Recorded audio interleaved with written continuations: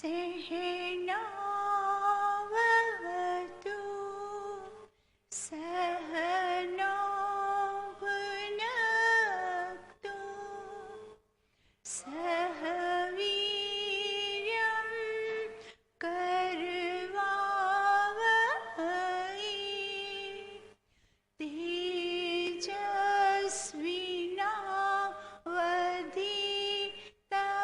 तेजस्विनावधीतमस्तु मा विद्विषावहै।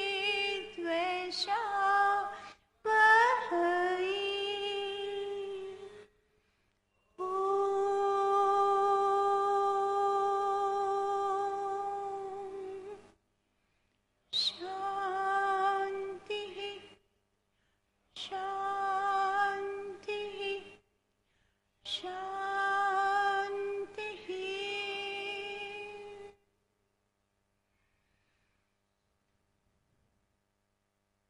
जय जय पिता परम आनंददाता जग का वितारण मुक्ति प्रदाता। जय जय पिता परम आनंददाता जग का वितारण मुक्ति प्रदाता। अनंत अनादि विशेषण है तेरे, तू सृष्टि का सृष्टा, तू धरता संघरता, तू सृष्टि का धरता धरता संघरता। जय जय पिता परम आनंददाता जग का वितारण मुक्ति प्रदाता।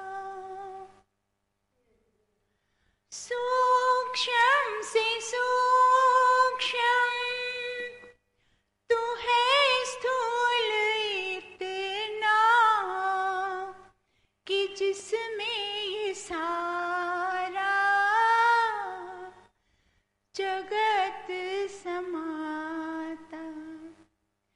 सूक्ष्म से सूक्ष्म तू है स्थूल इतना कि जिसमें ये सारा ब्रह्मांड समाता। जय जय पिता परम आनंददाता जग का वितारण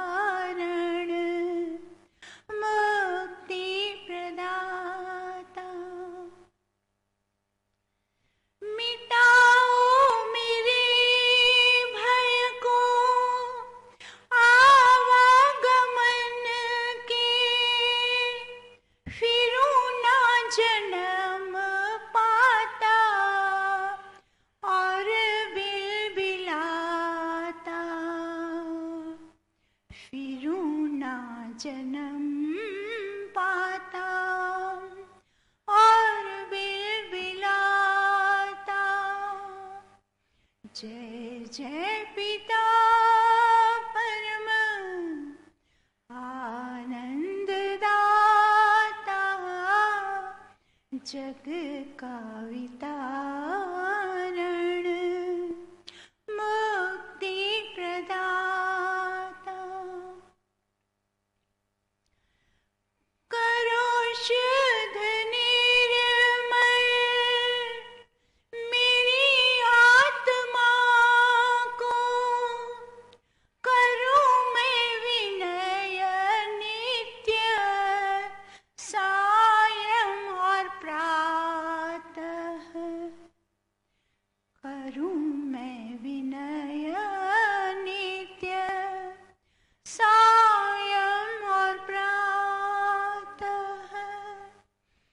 जय जय पिता परम आनंद दाता, जग का वितारण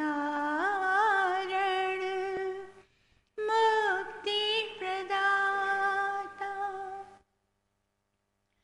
बिना तेरे है कौन दीनन का बंधु, कि जिसको मैं अपनी अवस्था सुनाता, कि जिसको मैं अपनी अवस्था सुनाता। जय जय पिता परम आनंद दाता, जग का वितारण मुक्ति प्रदाता। अमी रस पिलाओ, कृपा करके मुझको, रहूं सर्वदा तेरे गुणगान गाता, रहूं सर्वदा तेरे गुणगान गाता। जय जय पिता परम आनंद दाता, जग का वितारण मुक्ति प्रदाता।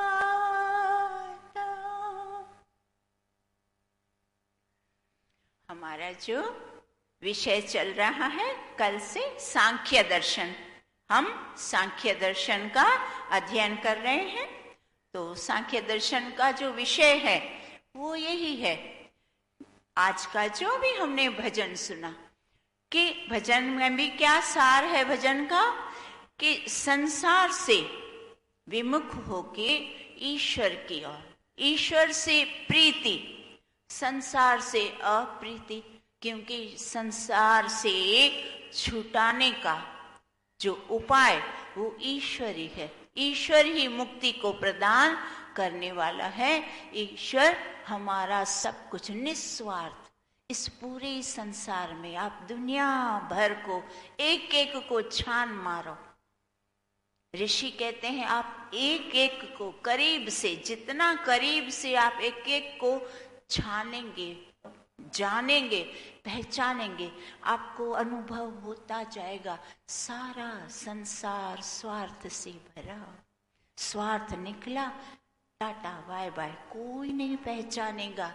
कितना भी सारी उम्र किया, एक दो दिन नहीं किया, न कर सके, ये तो है ही ऐसा, हमेशा ऐसा करता है।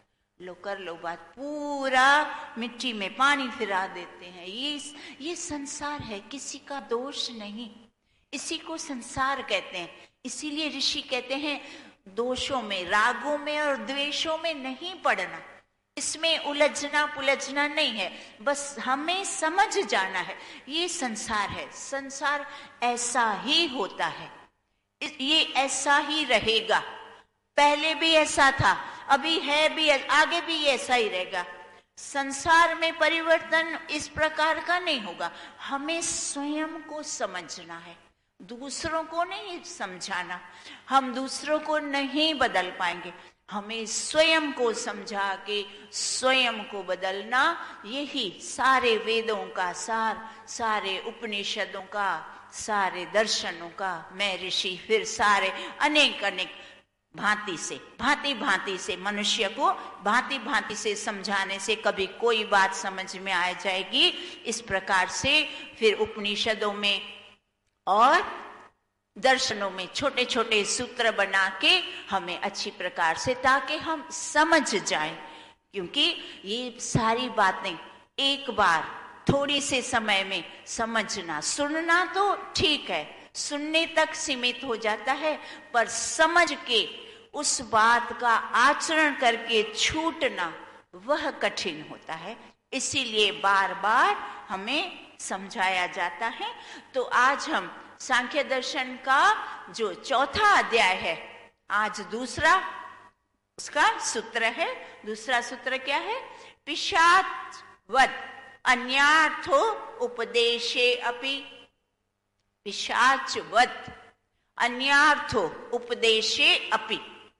अब इसका शाब्दिक ये जो है, इसका अर्थ ये बनता है पिशाचवत् अर्थात पिशाच के समान, अन्यार्थो अर्थात ये जो तत्व ज्ञान है, 3 तत्व चल रहे हैं ना, तत्व ज्ञान का उपदेश, उपदेशे अपि, तो दूसरा भी जो इस तत्व ज्ञान का किसी एक अन्य व्यक्ति के लिए तत्व ज्ञान था, और दूसरा कोई भी अगर इसको सुनता है तो उस तत्व ज्ञान का लाभ प्राप्त करता है।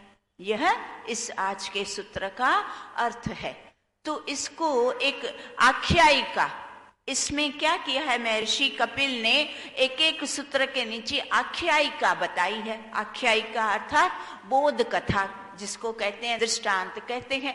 तो पिशाच की एक कथानक अनुरूप से हमें समझाया है कि एक बार एक गुरु, आत्मज्ञानी गुरु अपने एक शिष्य को आत्मज्ञान देने के लिए जंगल में, एकांत होता है ना निवास, तो जंगल में एकांत के दृष्टि के लिए वो उसको जंगल में ले गए और वहीं एकांत में निवास करने लगे।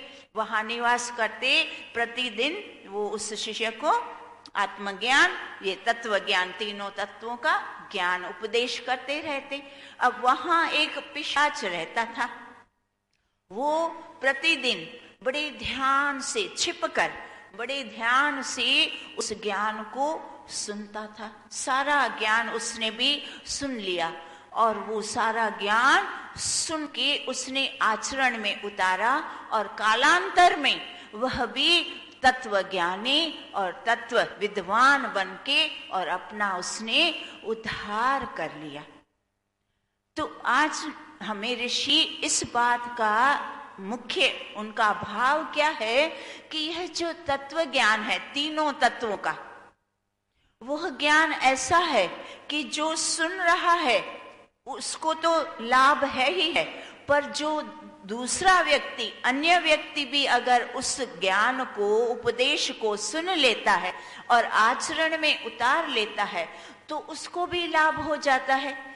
तो जो अन्य व्यक्ति सुन रहा है उसको लाभ हो रहा है, तो जिसके लिए यह ज्ञान है उसको तो अवश्यमेव लाभ होना चाहिए, है ना।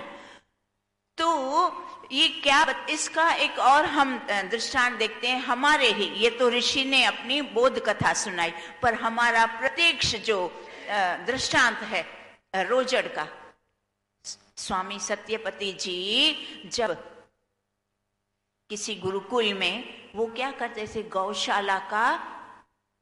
गौशाला में सेवक चाहिए होता है ना, गौओं की सेवा आदि गौशाला की सेवा में बहुत सारे लोगों की आवश्यकता होती है। तो सत्यपति जी वहां सेवा करते थे।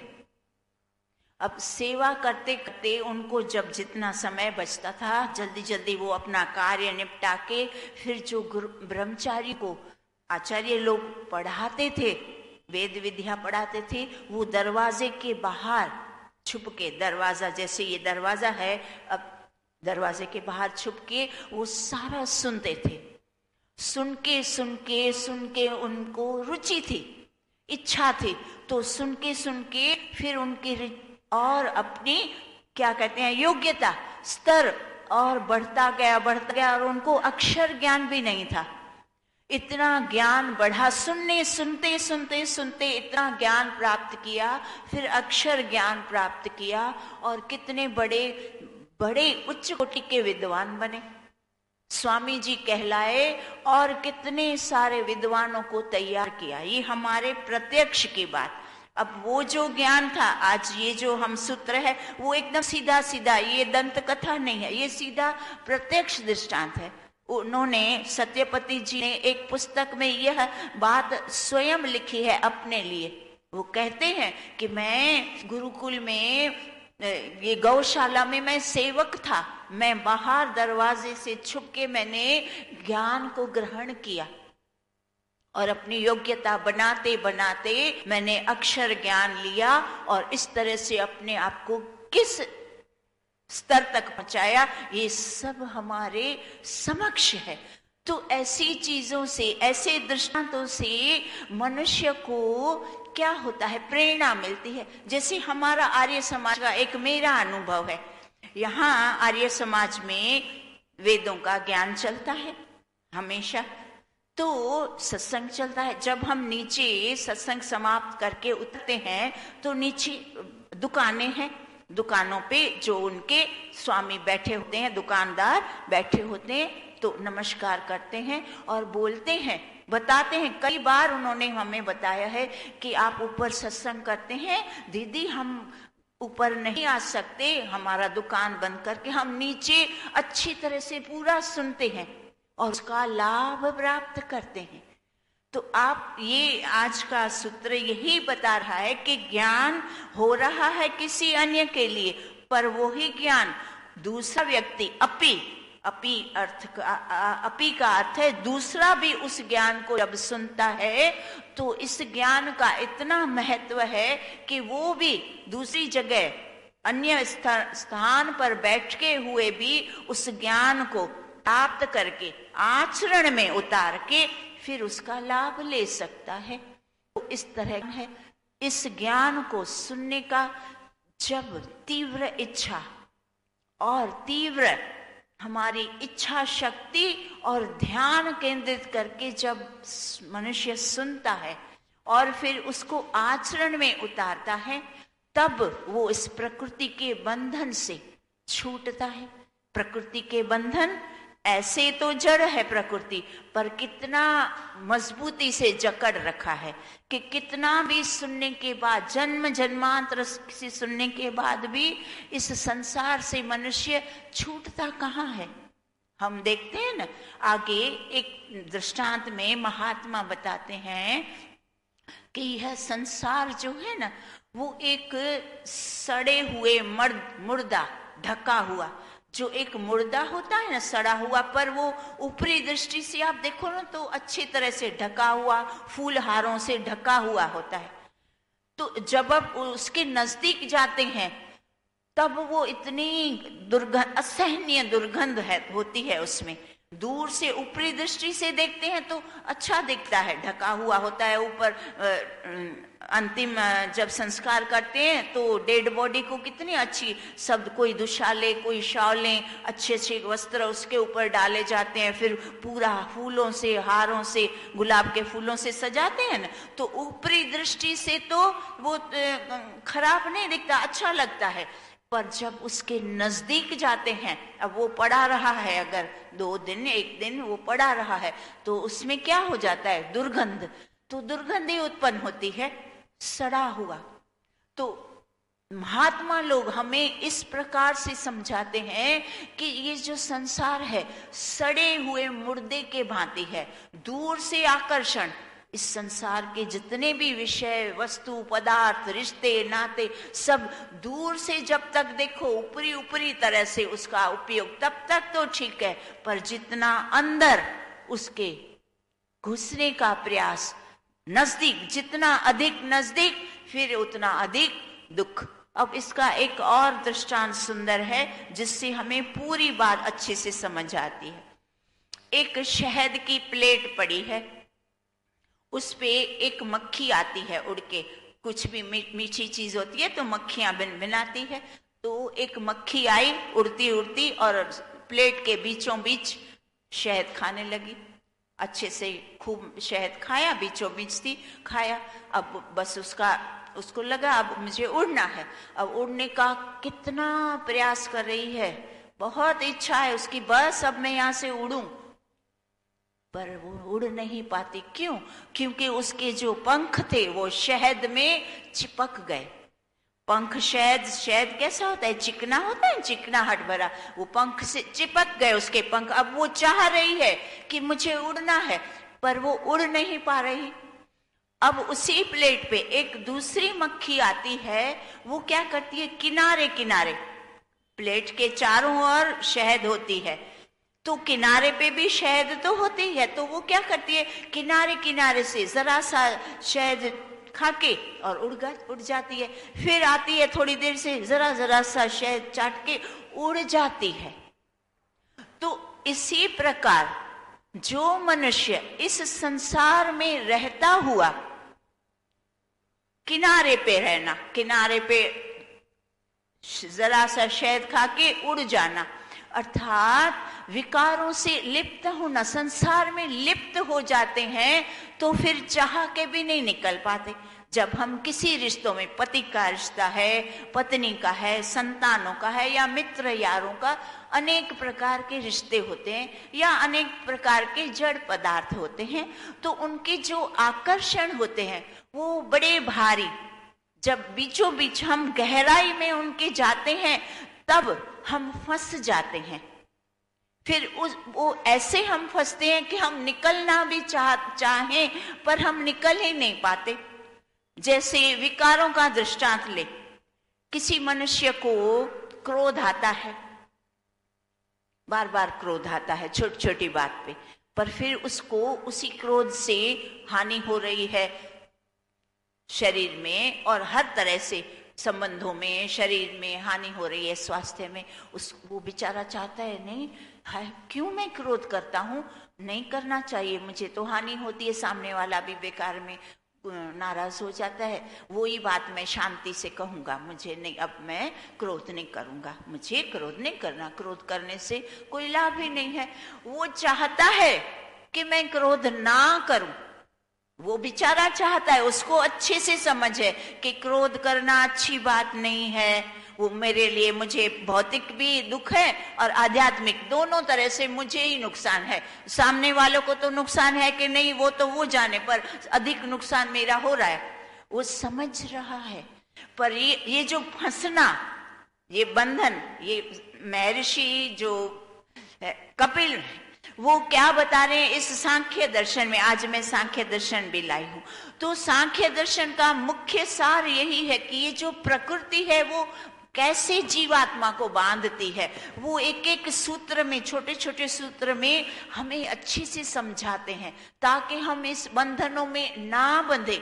बंध जाते हैं ना। अब क्रोध, जड़ क्रोध क्या है? दिखता है क्या? ऐसे दिखता तो नहीं है, पर हम चेतन आत्माओं को बांध के रखा है ना। हम न चाहते हुए भी फिर क्रोध कर लेते हैं। कई बार हम नहीं चाहते, छोड़ो मैं आज नहीं बोलूंगा, इसको कुछ नहीं बोलूंगा, बस मैं नहीं बोलूंगा, ये समझता ही नहीं, अब नहीं बोलूंगा, नहीं बोलूंगा, नहीं बोलूंगा। पर सामने वाले का जब इस तरह का व्यवहार होता है, फिर वो जो नहीं बोलूंगा, नहीं बोलूंगा सोचा था, वापस। तो यही बंधन, बस आदमी न चाहते हुए भी फंस जाता है। ये विकार हमें बांध लेते हैं, जो बार बार वेदों में मंत्रों के माध्यम से और सारे ऋषि मुनि हमें विद्वान जन समझाते हैं कि मोक्ष में चलो, मुक्त हो जाओ, मुक्त होना है, दुखों से छूटना है। तो दुख कौन से हैं? किसने हमें बांधा है? जीवात्मा को इन विकारों ने बांध लिया है। अब जीवात्मा चाहता है, नहीं ये विकार मुझे तकलीफ पहुंचाते हैं, मुझे दुख देते हैं, मुझे नहीं चाहिए, मुझे नहीं चाहिए, मैं नहीं करूंगा, पर उसने बांध के रखे। वो चाहते हुए भी, वो मक्खी बीच में पहुंच गई थी ना, संस्कार बन गए। एक बार करते करते करते जिस बात को हम बार बार करते हैं, फिर संस्कार बन जाते हैं। फिर उस बात को अब हम बोलें कि हमें छोड़ना है, तब कठिन संस्कार बन गए ना। फिर संस्कार उसी चीज को वापस कराते हैं, वापस वही वापस उसको क्रोध आ ही जाएगा। वो लाख सोचता है, पर फिर उसको क्रोध आ ही जाता है। संस्कार प्रबल हो गए ना, इसीलिए संस्कारों को प्रबल करने ही न देना। शुरुआत में ही सतर्कता बरतने से हम बच जाते हैं। सतर्क, एक मक्खी थी ना, बीच में गई ही नहीं, जाती तो फिर उस मक्खी जैसा उसका भी हाल हो जाता। तो बीच में न जाना, पहले से ही सतर्कता से सारे व्यवहार तो करना, सारे व्यवहार करना, संसार में ही रहना है, संसार को कहाँ छोड़ना है। आप कहीं हिमालय पे भी जाओगे, गुफा में भी जाओगे तो संसार तो आपके साथ ही लगा है, साथ ही लगा है। संसार का अर्थ क्या है पता है? प्रकृति। तो प्रकृति, आपका शरीर तो आपके साथ ही है, मन भी आपके साथ है। तो शरीर और मन किससे बने हैं? प्रकृति से तो बने हैं। तो प्रकृति तो आपके साथ लगी हुई है। तो आप पहाड़ में जाओ, गुफी में जाओ, कहीं जाओ, घर को छोड़ा, पर प्रकृति तो आपके साथ है। तो फिर आप तो इसी विकारों से लगे रहो, फंसे रहोगे। तो इसीलिए संसार को छोड़ने का, संसार से निर्लिप्त हो जाने का एक ही उपाय है कि हमें उसमें आसक्त नहीं होना। दो विषय हैं हमारे समक्ष, संसार में रहते हैं, वो तो हमें पता है संसार में ही रहना है। दो विषय हमारे सामने है, एक ईश्वर, एक प्रकृति। अब प्रकृति से भिन्न पृथक होना है तो हमें क्या करना है? ईश्वर की ओर हमारे प्रीति, ईश्वर की ओर सन्मुख हो जाएंगे और संसार की ओर विमुख हो जाएंगे, अप्रीति करेंगे। विमुख हो जाना यानी अप्रीति करना, अप्रीति करना यानी आसक्ति रहित व्यवहार तो करना, उपयोग तो करना, पर आसक्ति रहित करना। तब फिर हमारे पंख फंसेंगे नहीं, अर्थात हमारे भाव, हम निर्लेप रहेंगे, फंसेंगे नहीं, तो बंधन से मुक्त रहेंगे। बंधन से मुक्त रहेंगे तो वही तो मुक्ति है ना। जीवन मुक्त उसी को कहते हैं कि हम विकारों के से छूट जाएं। जितने भी विकार है, काम, क्रोध, लोभ, कभी हम लोभ के अंतर्गत हानि कर देते हैं ना, अपनी भी और दूसरे की भी। तो लोभ हमें फंसा देता है, बांध देता है। कभी हमें काम बांध देता है, कभी हमें क्रोध बांध देता है, कभी मोह, ये अपने परिवार के जनों का, कभी पत्नी का मोह, कभी पति का मोह, कभी संतानों का मोह। मोह के वश हम गलत कार्य क्यों करते हैं? मोह के वश कर जाते हैं ना। तो किसी न किसी के अंतर्गत मनुष्य कोई न कोई विकार में फंसा रहता है। फंसना और छूटना सांख्य दर्शन का मुख्य सार है। प्रकृति हमें बांधे रखी है और हमें उस प्रकृति से छूटना है। अब फिर उसमें सांख्य दर्शन में पूरी तरह से बार बार यही बातें समझाई जाएगी। जितने भी सूत्र आएंगे उसका सार तो यही बनेगा कि हम देखो ऐसे बंध गए थे, अब इसको, इस वस्तु से हमें इस प्रकार छूटना है, क्योंकि हमारा मुख्य लक्ष्य तो छूटना ही है ना। मनुष्य इस संसार में है, उसका एक ही मुख्य लक्ष्य है कि मुझे सुख प्राप्त करना है और दुखों से छूटना है। तो दो विषय उसके सामने आ जाते हैं, तीसरा विषय तो है नहीं। आत्मा और मनुष्य के सामने दो ही पदार्थ आते हैं, एक आता है प्रकृति का, संसार का, और दूसरा आता है ईश्वर।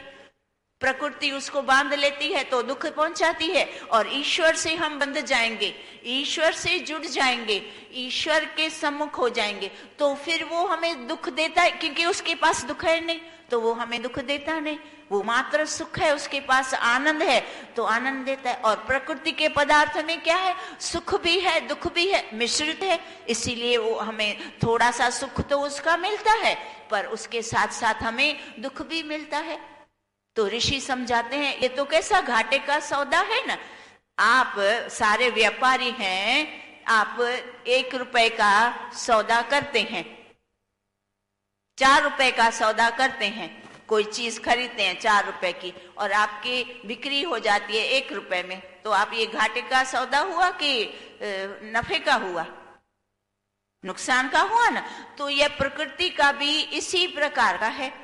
4 दुख उसमें है, एक सुख, थोड़ा सा सुख तो मिलता है, पर 4 उसके साथ दुख भी है। इसीलिए महर्षि कपिल कहते हैं कि इस संसार के पदार्थों में चिपकना मत। इसमें थोड़ा सा सुख जो है, जो हमें आवश्यक है, जीवन रक्षा के लिए जितना पदार्थ आवश्यक है वो तो लेने ही पड़ेंगे, उसके बिना तो हमारा काम नहीं चलेगा, वो आवश्यक है।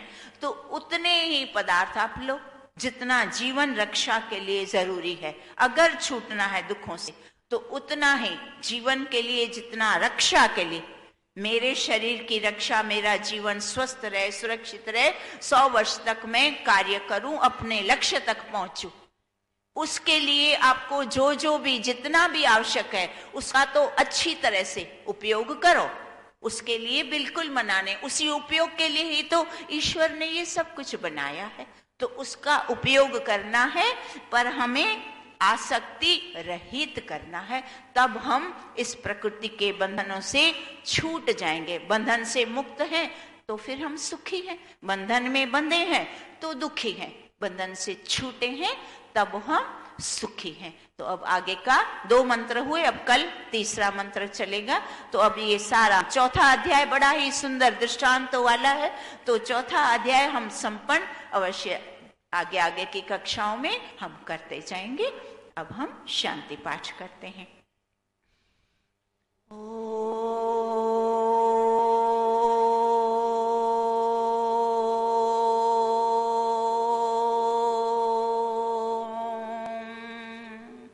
द्यौ शान्तिरन्तरिक्षं शान्ति पृथिवी शान्ति रापः शान्ति रोषधयः शान्ति वनस्पतयः शान्तिर्विश्वे देवा शान्ति ब्रह्म शान्ति सर्वं शान्ति शान्तिरेव शान्ति सामा शान्तिरेति। ओ